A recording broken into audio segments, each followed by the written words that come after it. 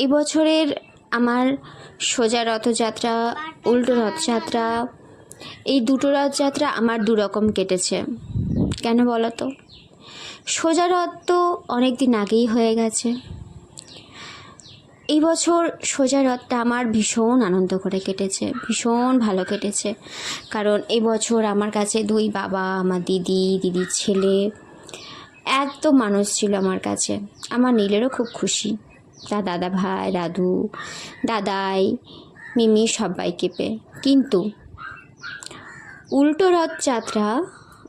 রথযাত্রাতে আমার একটুও ভালো কাটেনি। উল্টো রথযাত্রাটা আমার পুরো বিপদের ওপরে কেটেছে। ঠাকুর রক্ষা করেছেন আমার নীলকে, আমার নীলেরই সেই বিপদটা ঘটেছে। নীলের কি করে হয়েছে, কেমন করে হয়েছে, সবটা আমি তোমাদের জানাবো। তবে দেখো, এই যে এত সুন্দর অনুষ্ঠানটা, এই যে এত সুন্দরভাবে রথযাত্রাটা পালন করা হচ্ছে, এত সুন্দর উৎসবটা পালন করা হচ্ছে, এটা আমাদের আশ্রমে।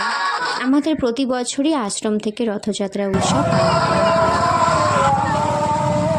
আমরা সবাই সাজুগুজু করে বেরিয়ে পড়েছি বিকেলে আশ্রমের রথের দড়িটা টানবো বলে।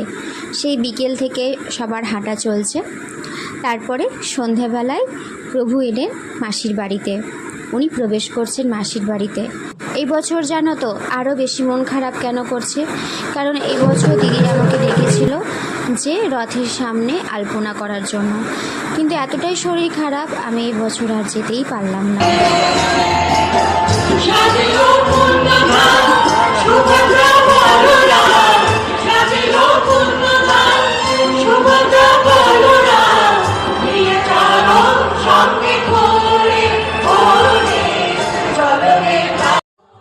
আমরা সবাই মিলে আশ্রমে অনেকক্ষণ কাটানোর পর আমরা এসেছি আমাদের এই দুর্গাপুরের সবথেকে বড় মেলা, চিত্রালয় রথের মেলা।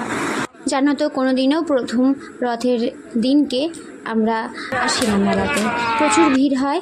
কিন্তু এই বছর আমার বাবা যেহেতু ছিল, তারা বাড়ি চলে যাবে, সেই কারণে প্রথম দিনকেই আমরা মেলাতে এসেছি।